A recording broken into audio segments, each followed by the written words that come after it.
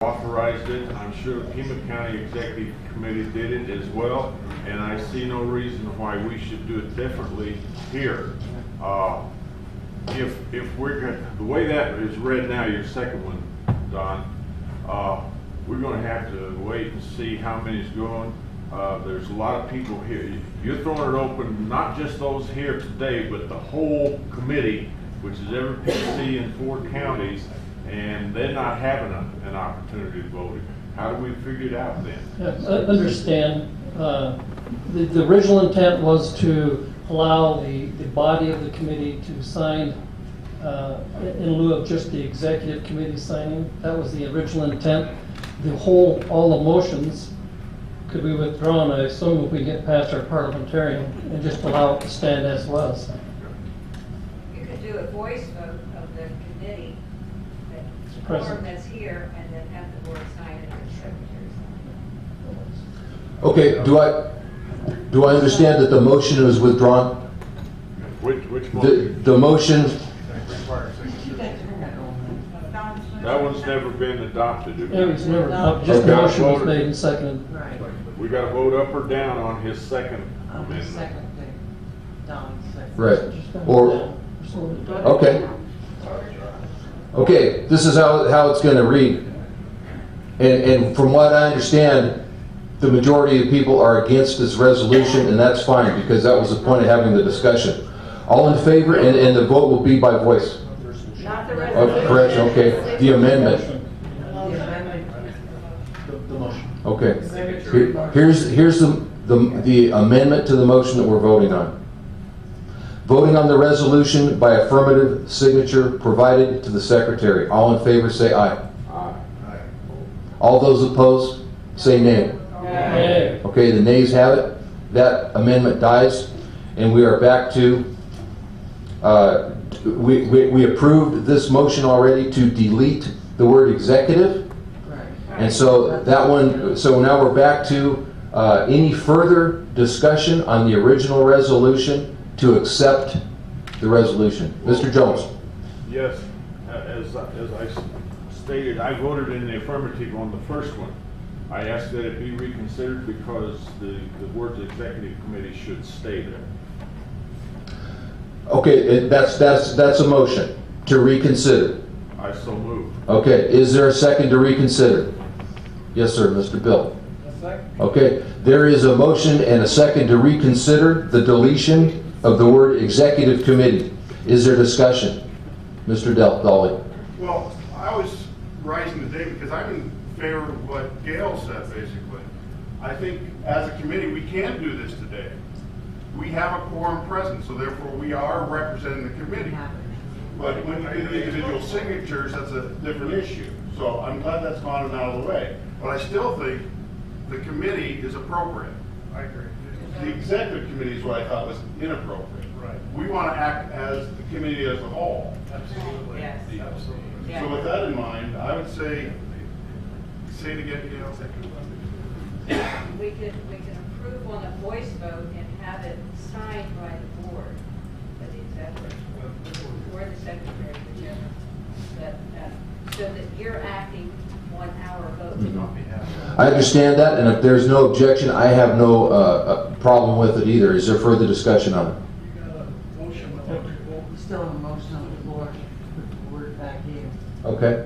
So the motion is to reconsider the deletion of executive committee, executive, the word executive, which we just voted to do. So we're going to revote that. I'll withdraw the motion. Or the amendment. So we're over. So we're back to leaving as is. We're back to leaving it like Leave the executive out of that. That's right. Okay, now we are back to leaving the executive out of it, according to our parliamentarian. Right. Yes. Okay. We're doing it as a committee and we've got enough here to do it. Is there a objection to a vote by show of hands and a count by our Sergeant at Arms? Yes, Keith? Which one are we voting on now? We're back to the original. The entire resolution. No, we're voting on the only vote that's left is on the resolution. Right. just with the word committee. Yes. The motion is This will read, we the committee. Okay. Okay. What we're keeping, we're deleting the word executive before committee. Everybody understand that? Okay. And now we're ready to vote on the whole thing by show of hands. I wish to, I had my hand up to speak if I Okay. could, and we got on to some other. I'm sorry. Other things, and if I could speak. Please do. I would like to. Yeah, we're still discussing the resolution. All right, thank you. You bet. First of all, there's two things. There's the governor's so-called proposal, and there's the resolution. And being against this resolution isn't necessarily being the same as supporting the governor. There are a couple of things that I think that we should consider. One is, are y'all happy with the status quo right now? Are you happy with the way Access is run? Are you happy with the way Medicaid is? Do you like what you see out there right now? This resolution right now deals with expanding it, and that's it. But by voting for this resolution, we are literally saying, we want to keep the status quo. Let's keep everything just like it is. We're happy with this, let's do that. If we want to pass a resolution and have change, then I think that should be addressed in there. I think we should say we don't want Medicaid, we don't want Access, we want to change the eligibility, we want to add co-pays. I would be willing to have that discussion. That would probably be a resolution that I could support. But at this point, that's not what our resolution is. Our resolution is we're against the expansion and that's it. Therefore, it favors the status quo. There is no proposed change to that at this point, and I think that there do need to be changes. Philosophically, I also think it's kind of difficult too, because on one hand, we're getting up and arguing the point that the federal government doesn't have any business doing this. The federal government is broke, therefore we shouldn't expand it. But the federal government, it is their business to keep doing what they have been. We think that the federal government should have their fingers in local health care, as long as you don't spend over this amount of money. We think the federal government should go into debt to fund this, but only up to this level. I don't think that's a good idea. If it's a bad thing, then let's get rid of it entirely. Let's don't say keep it the way that it is. And that's one reason why I'm going to vote against this resolution. And I sincerely would be happy to come back and vote for a resolution that would address these other portions of it. Aside from that, I also think that as a Republican organization, we probably should have our targets being maybe the Democrats and some of the other issues. I am not saying that we should put a resolution in support of this. I think we should just stay neutral on this point. We can. Yes, they do. Okay. Well, as a committee, and I would like to see us taking on things like federal haze regulations, assault to the Second Amendment, these sort of things as a group where we can bring everybody together and not try to pick apart things where we've got conservative Republicans that are on both sides of it. The final thing I have is when Obamacare was passed, and I think I'm safe in saying probably everybody in this room was opposed to that. And one of the things that really got under our skin, Dirty Harry and Nancy Pelosi and other people said, well, we don't need to read that bill. We didn't read it. We're going to vote for it no matter what. Well, how many of you have read the bill that the governor wants to introduce? It doesn't exist. Are you absolutely 100% confident that you want to pass a resolution that no matter what comes out of there, we're on record as being opposed? Andy Biggs this week, and if anybody thinks Andy Biggs is a crazy liberal, I'll listen to you. Andy Biggs is, yeah, we've got one back there. He's extremely conservative. What did he say today in his interview, or not today, but on Tuesday in his interview? He says he has serious reservations about it, and he has some questions that need to be answered. He didn't say that there's no way I'll ever vote for it. He definitely said, I don't favor this proposal. I don't think it's good. But he wants to see it first. He wants to see it in writing to know what's there. We've got extremely conservative legislators here, which I believe are opposed to it. But I'm wondering if even them, are you 100% sure that there is absolutely no proposal that the governor could send down that includes co-pays or means testing or anything else where you could possibly vote for it? I don't think we should tie our hands with this until we at least know what it is. And if I take one other thing I would like, We've got several people that are opposed to it. I expect this is going to pass, and that's, you know, that's fine. I would hope you do a count. I'd like the people that are opposed not to be disenfranchised, and you can at least end up with a 30, 20, or whatever that ends up with. Okay, I would like a count also. Now, Mr. Simmons, are you keeping time? I forgot to mention that there's going to be a time limit on this discussion. It's going to be 3 minutes. Mr. Fast. Yeah, I would only like to say, you know, I'm in favor of keeping the resolution and going forward as it stands. If we would like to consider other matters at that point, clearly and separately, I'm in favor of that. But for this resolution, I'm in favor of voting on it as it stands. Thanks. Thank you. Mr. Simmons. I think the parliamentary move is, I request a question. Let's vote. Question made. Is there I vote any- for question. He's moved the question. Okay. Second. There's a motion on the floor to take the vote and a second. So that's what we're going to do. All in favor of passing this resolution, please signify by raising one hand. Is this the resolution, or is this to take the vote on the resolution? This is a resolution. Okay, I'm sorry. That's fine. No, that's okay. I got 23, 24, 25. Okay, I guess that's what we got. We count the nays. Yeah.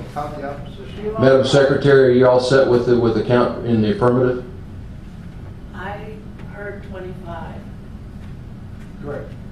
Okay, everybody satisfied with that? All those opposed? There are also 21 proxies I'm voting in addition opposed, sir. Okay, well, are they all in your precinct? They're, They have to all be in your precinct. Precinct. the instruction you sent to us didn't say that, but. No, That's our bylaws. sorry, the proxy, just a moment, please. I believe that Mr. Alexander's proxies are valid based on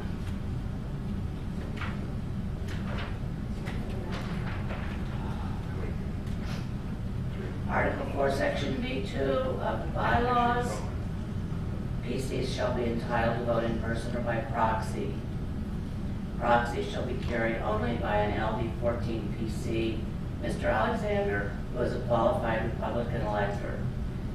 Every proxy shall be attested by a notary public or 2 witnesses. The witnesses must be qualified Republican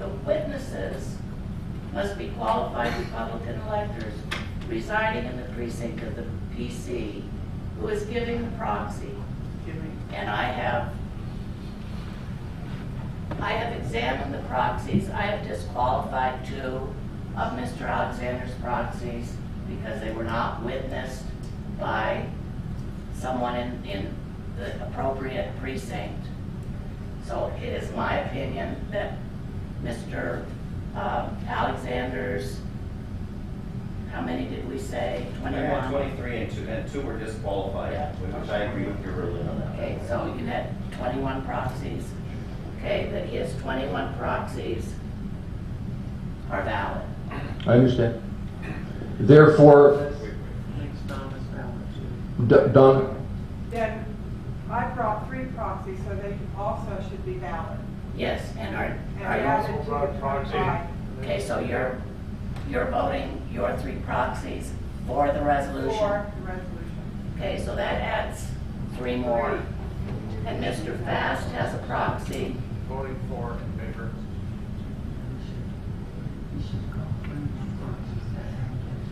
Okay, by my count now, you had 2, no, you had 3, and you had 1, that's 4 proxies. 25 plus, and there's no cast iron rush. We could take a recess if you require that, Madam Secretary. I think I've got it unless we want to do a recount, but Is there anybody that wants a recount? I believe we have 29 for the resolution and 22 plus 21 equals 23. 29 for the resolution, 23 opposed. Okay, so the motion passes. Thank you very much, and I do hope that everybody feels like they got their say. That's how the system works? Yes, ma'am. And that doesn't mean that we won't continue working on this particular issue. This is, right now, it's time sensitive as to what's trying to be rammed down our throat without even a bill. So we've tried the co-pays and we've tried other things. So, you know, this doesn't mean that we're going to stop working on the issue. Everybody should have affordable health care, and it's affordable health care, but who pays for it? Do we take care of the 50,000 people that need it, or do we take care of the thousands that might be dumped on the system that'll break this bank? So that's, you know, we continue working on that. Okay. That concludes our one item of business. We're on to item number 12, and we're going to start with Mr. Del Dolly and his presentation of our votes. I'll hurry. I had Are you this. done yet?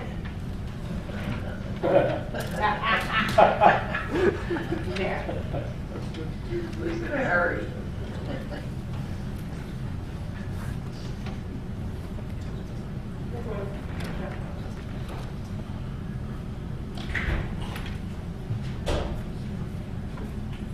Ready to leave behind our votes and searching.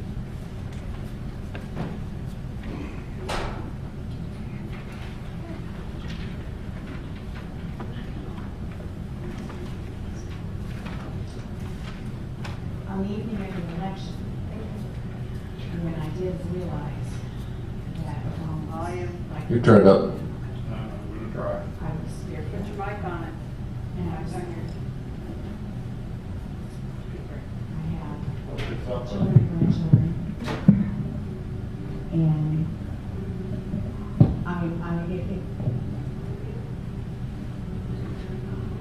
I am fearful for my grandchildren Your mic's on. and their future. No, I think the mic's on. Is your mic on? Yes. Everything's Okay. on.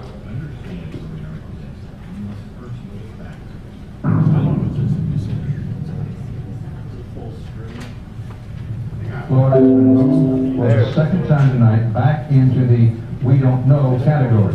Early it was called for Gore, pull back, then called for Bush, now pull back, nobody knows how it's going to go, recount highly probable. As we all know, the results of the United States presidential election of 2000 were not finally known until 36 days later, making the year's election one of the most drawn-out, confusing, acrimonious, and controversial elections in our nation's history. In the wake of that election, both major political parties developed a new sense of urgency in modernizing both the voting process and the process of getting people out to the polls.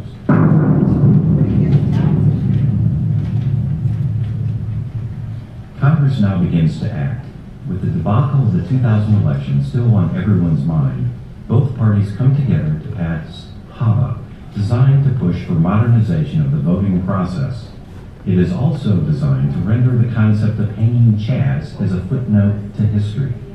The federal law, which passed in the House 357 to 48 and 92 to 2 in the Senate, was signed into law by President George W. Bush on October 29, 2002. HAVA requires states to develop a single, uniform, official, centralized, and interactive computerized voter registration list defined, maintained, and administered at the state level.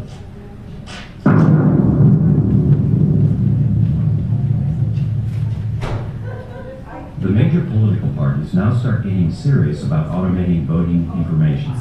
Two competing platforms begin to emerge. Steve Adler, creator and former co-owner of Voter Activation Network, talks about the beginnings. I met Mark at a mutual client.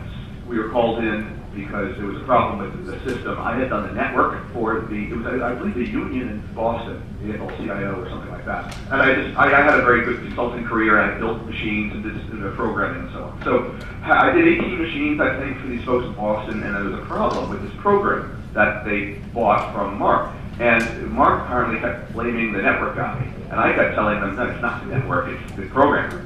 So the woman who was in charge of it all said, okay, I'm going to have you guys both come in on the same day and fight it out amongst yourselves, because I guess we were going to be going back and forth for a while. He was on the board of advisors for the Iowa Democratic Party, and they were in the process of going through all the vendors and trying to find the one that would produce their new online voter database for the state. So we presented to Iowa and just sounded what they wanted, which is so easy to do. And sure enough, we did it. It was a big hit at the time, first ban.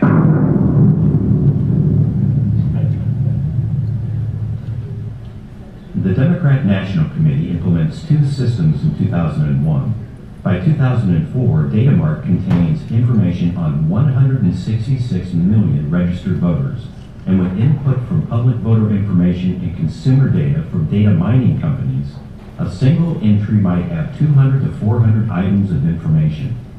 Demzilla is a smaller database designed for use by fundraising and organizing efforts of volunteers. Again, Stephen Adler talks about what these two systems allowed the DNC to do, but, more importantly, what it failed to do. We presented to the DNC in 2003, and they basically said, yeah, this is great, but we have our system.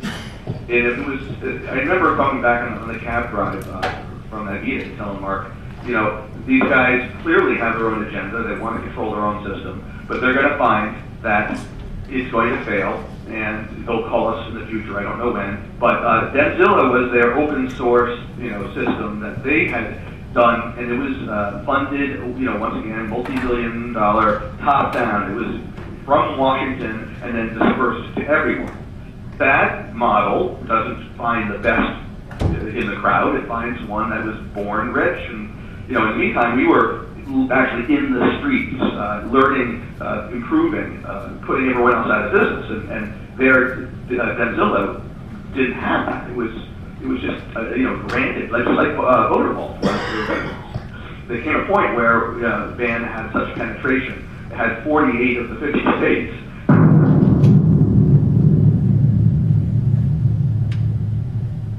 The advent of Facebook begins to connect millions of people through internet-based social media. It provides the means for political parties to communicate to countless volunteers and organizing efforts in advance of the 2008 election. Coupled with the capabilities of the Voter Activation Network, it allows Democratic candidates in the 2008 election cycle a means to fully automate volunteer and get out the vote efforts.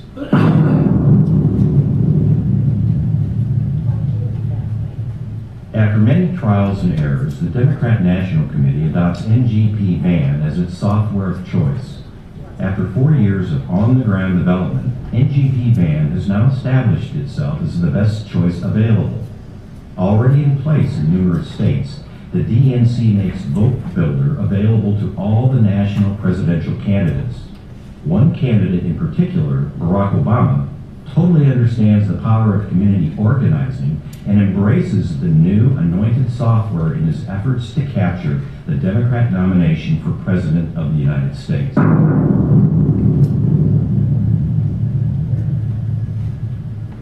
Having secured the Democrat nomination for President, Obama moves quickly to consolidate voting information from the other candidates.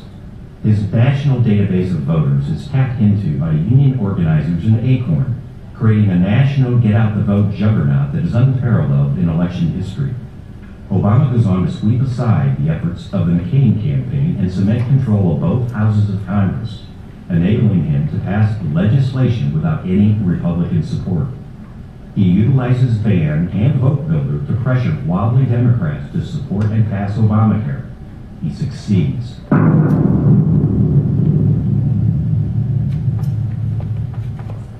Beginning immediately after the passage of the stimulus bill in early 2009, public outcry against government spending begins to manifest itself through countless protests under the banner of the Tea Party. Despite constant derision by liberal media outlets and Democratic politicians, the Tea Party begins organizing at various state and local levels. Through sheer determination, disparate Tea Party organizations throughout the country take charge of the 2010 election and regain control of numerous state houses and the United States House of Representatives by fielding and electing principal conservative candidates.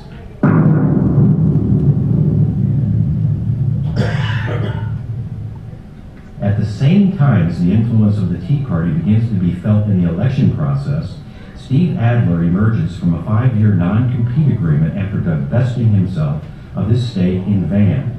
During the non-compete period, Adler completely rewrites and modernizes the computer code base of Van and Vote Builder, launching a competitive effort he dubs Our Votes. Although he designs Our Votes to empower the grassroots efforts of the Tea Party, he is turned away from consideration by national Republican operatives who disdain any effort that undermines their control of voter databases and get out the vote efforts.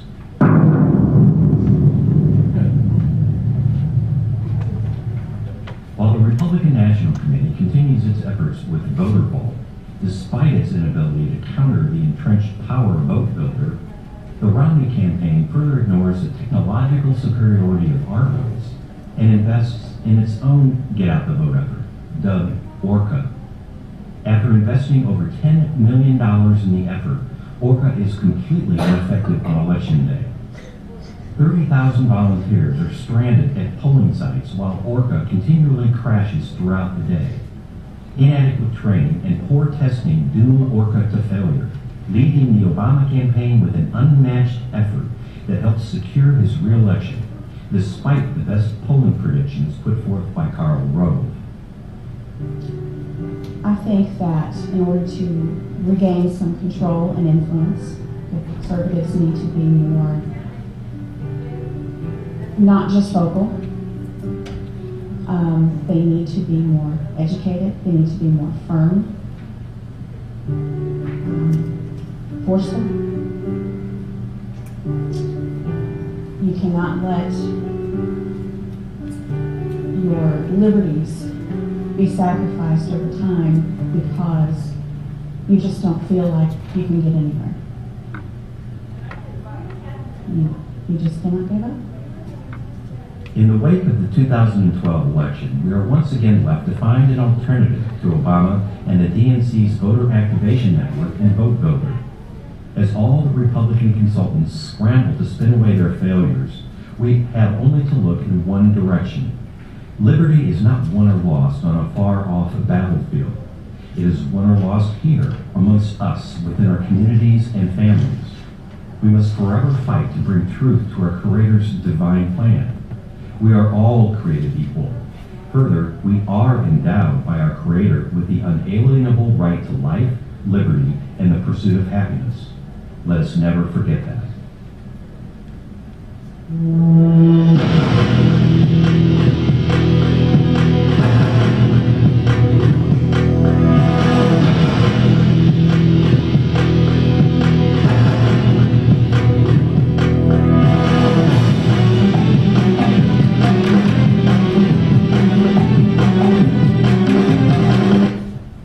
Okay, thank you very much.